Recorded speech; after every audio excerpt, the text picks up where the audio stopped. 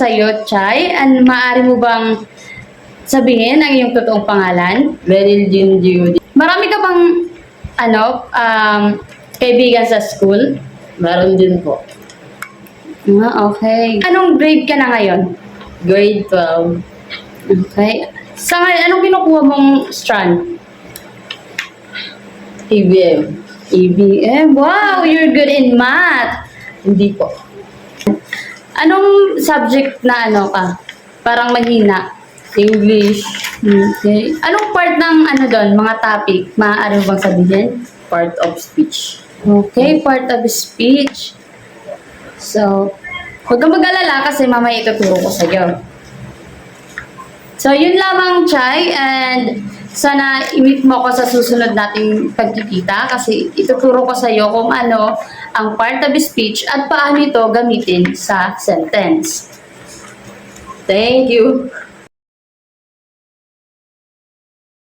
So hello, good day sa you, Chay. So we are now starting our lesson and today I am going to discuss with you the parts of speech. So in part of speech, we have 8 part of it. Namely, first is the noun, second is the pronoun, adverb, verbs, adjectives, conjunction, preposition, and interjection. So, ano nga ba yung part of speech? Ang part of speech is, in Tagalog, is bahagi ng pananalita. It is the classification of words. It is the category where a word belongs according to its function. So, una ay, meron tayong noun. So, ano nga ba ang noun? So, ang noun is a part of speech that represents a person, place, thing, or idea. It can refers to both concrete objects like table or dog and abstract composites like happiness or freedom. So, ang noun in Tagalog is pangalan. So, kahit anong bagay na may pangalan is tinatawag na noun. Like Chai, your name is Chai and it is a noun. And my name is Jenalyn and that is a noun. Name a place like Pampanga, that is noun. So, naintindihan mo ba kung ano ang noun? Okay. So, ngayon is tutungo tayo sa tinatawag na question and answer. So, may katanungan ako dito na naka-provide and I will let you answer these questions to know kung natutunan mo ba or may naintindihan ka sa sinabi ko. So, yung unang katanungan is, what is noun? So, sasagutin mo lang ito ng letters. Ako na magbabasa ng choices. So, what is noun? Letter A, a word that expresses action. Letter B, a word that modifies a verb. Or C, a word that represents a person, place, thing, or idea. C. Okay, letter C, tama. A noun can be classified into two.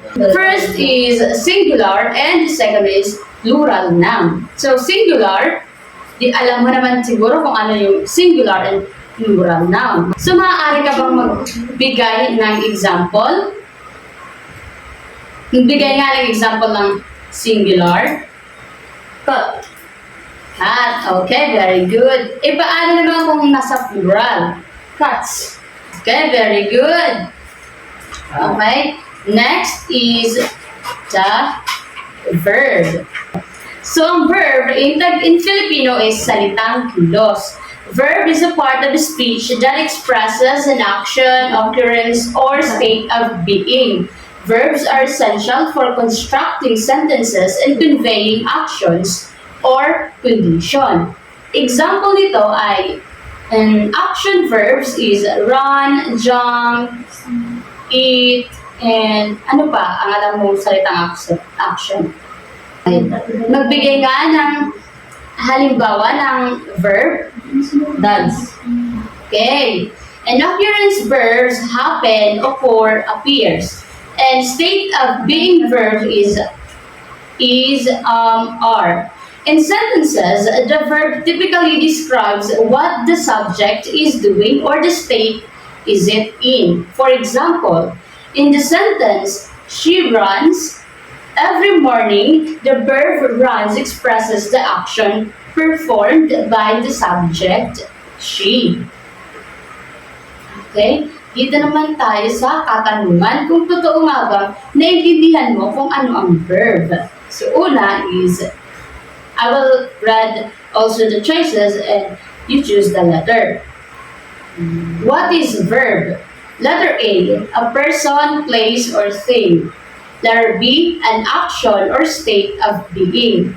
Letter C, a describing word. And letter D, type of conjunction. So, ano yung iyong sagot? B. Okay, B, tama.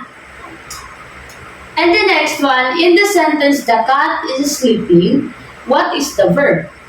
Letter A, cat. Letter B, is. Letter C, sleeping. And letter D, the. C. Letter C. Sleeping. Okay, tama. And now, tumungo naman tayo sa pangatlong part of speech, which is the adjective. An adjective is a part of speech that describes or modifies a noun, giving more information about its characters. So, ang adjective in Filipino is panghalip. So, pag sinabi nating adjective, ito yung nagdi-describe sa noun. Or ito yung nagbibigay more information about kung ano ang noun sa sentence. Like, for example, the blue sky, the happy child, an old book, a tall building. So, sa unang example, yung sinasabi dito na the blue sky. So, ibig sabihin, yung adjective dito is yung blue. Kasi dinidescribe niya yung sky na blue. Okay, naintindihan? Okay. And the second example naman is a happy child. So, yung noun dito natin ay yung child. And yung adjective dito is happy. So, dinidescribe ng word na happy yung child. Okay? And the next one is an old book. So, pag sinabi natin old, ito ay luma. So, dinidescribe niya yung book na luma. And the last example is the tall building. So, pag sinabi natin building, ang pwedeng maging adjective dito ay yung tall. Ibig sabihin mataas na building. So, naintindihan ba kung ano yung adjective? Okay. Ngayon naman, may katanungan ako. Identify the adjective in the following sentence. The red car speed down the tree. Letter A, car. Letter B, red. And letter C, down. Letter D, street. Ano yung sagot? B. Okay, B, tama. And pangalawang katanungan is, what is the purpose of adjective in the sentence? Letter A, to show action. Letter B, to describe or modify a noun. Letter C, to connect ideas. And letter D, to indicate time. So, ano dito yung sagot mo? B. Letter B, tama. To describe or modify a noun. And next is tumungo naman tayo sa adjective. So, adjective is a part of speech that modifies a verb, an adjective, or another adverb. It often provides information about how, when, where, to what degree something happens. So, example ng adverb is, she ran quickly. He speaks loudly. The sun is shining brightly. They arrive early. So, dito sa example na, sa unang example na she ran quickly, ano yung adverb na word dito? Quickly. Okay, quickly. So, now, in this example, quickly, loudly, brightly, and early are adverbs that add details to verbs or adjectives they modify, giving a more nuanced understanding of an action or state being described. So, now let's go to question kung may natutunan ka ba kung ano yung adverb. So, unang katanungan ay, what is the primary function of an adverb in a sentence? So, una, letter A, to modify a noun. Letter B, to describe an action. Letter C, to connect clauses. And letter D, to show position. B. Letter B, to describe an action. So, tama. And pangalawang katanungan is identify the adverb in the following sentence. She sings beautifully. So letter E, she. Letter B, sings. Letter C, beautifully. And letter D, sings beautifully. So what is the adverb in the sentence? C. Letter C, tama. So thank you for your active participation in our session for today. Salamat, Chay. Thank you. So hello, good day sa'yo, Chay. Thank you for coming to our next and last session. So let's continue our topic. So last time we discussed about part of speech, and we're going to continue because hindi natin natapos, no? Last natin mag-read. So now let's move on to pronouns. So before we start our topic, can I ask you, what is part of speech in Filipino? Bahagi ng pananalita. Okay, correct, tama. So now let's proceed to pronoun. So a pronoun is a part of the speech that takes the place of the noun in a sentence, often to avoid repetition. So ito yung mga word na pinanghahalili sa pangalan ng tao or bagay or hayop, place, upang maiwasan yung paulit-ulit na paggamit ito. So ang pronouns ay mayroong apat na kategorya. Una yung personal pronouns, pangalawa yung demonstrative pronouns, and the next one is possessive pronouns, and the last one is the relative pronouns. So now let's first discuss the personal pronouns. So yung personal pronouns, pag sinabi ng personal pronouns is personal, pagtao. So yung example nito ay I, you, he, she, it, we, they. So example, she is going to the store. So the personal pronoun here in the example is she. Okay? Do you understand? Okay. So demonstrative pronouns. The example of demonstrative pronouns are these, that, these, those. And example, I like these cookies. So in this example, our demonstrative pronouns here is these. And the next is the possessive pronouns. Example, mine, yours, his, her, its, ours, their. Example, the red car is mine. So the last one is the relative pronouns. So relative pronouns are who, whom, whose, which, that. And the example is the person who called left a message. In this example, our relative pronouns here is who. Okay? So pronouns help make sentence less repetitive and more concise by replacing specific nouns. Do you understand? Okay. So now, let me ask you a question. Kung ano talaga, or kung alam mo talaga, o na-understand mo kung ano yung pronoun. So, I am going to read a question and also the choices, and you give me the correct answer. Okay? So, first question is, what is the main purpose of a pronoun in a sentence? Letter A, to describe a noun. Letter B, to connect clauses. Letter C, to replace a noun. And letter D is to show possession. What is your answer? C. Okay, letter C. That's correct. And the second question is, identify the pronoun in the following sentence. She gave him a book for his birthday. Letter A, she. Letter B, him. Letter C, book. And letter D, birthday. What is A. your answer? Okay, A. She correct. So now let's move on to preposition. So a preposition is a part of a speech that shows the relationship between a noun or pronoun and another word in a sentence. So prepositions often indicate location, direction, time, or relationships. So in Filipino, ang salitang preposition ay pang-ukol. Okay. Okay.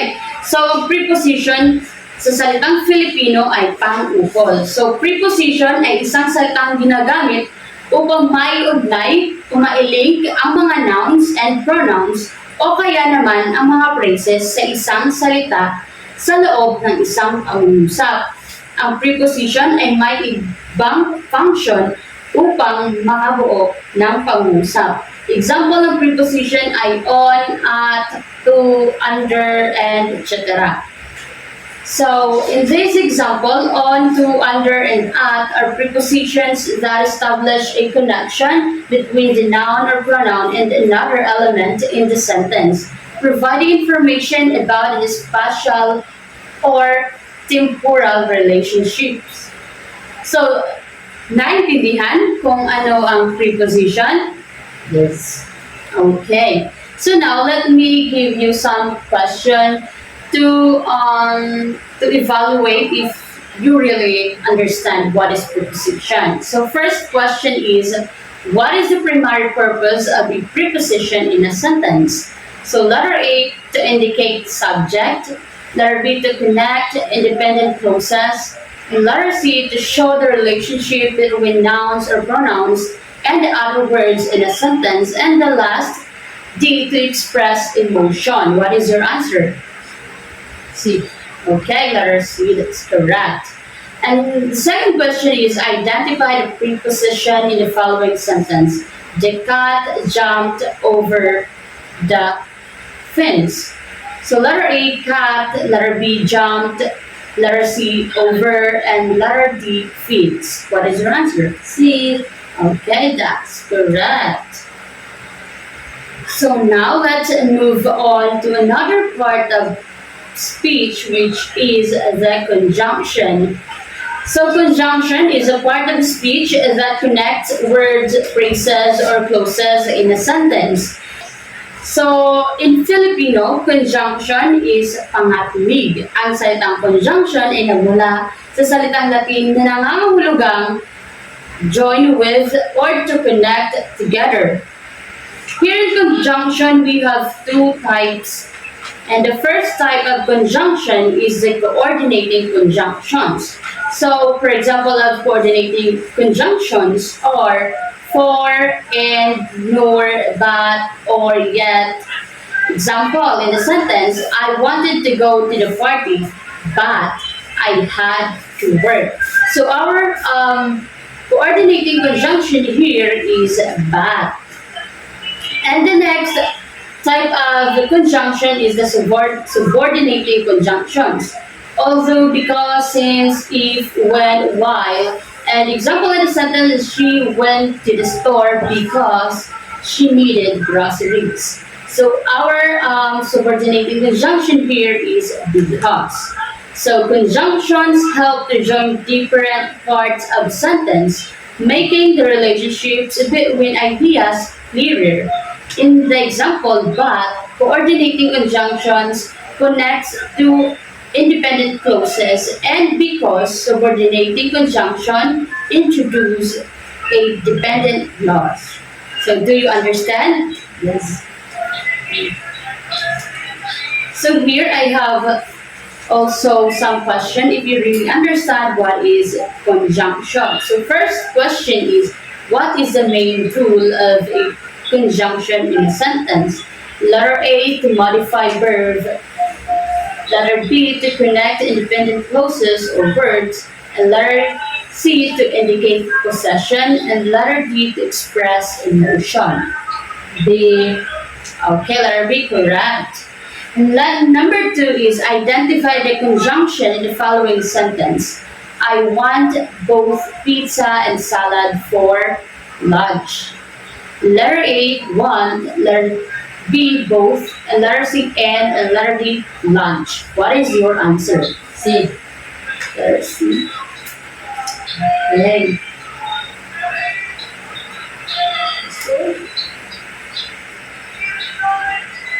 Okay, so now let's move on to the last part of speech, which is the interjection. So an interjection is a part of the speech that expresses strong emotion or sudden exclamations. Interjections are thin, standalone words or phrases and or not grammatically connected to the rest of the sentence. So, ang interjection sa madaling salita, ito ay yung pag-express ng emotions or feelings. So in these examples, wow, ouch, oh no, and yikes are interjections that convey emotions or reactions. They add a sense of intimacy and expressiveness to the language.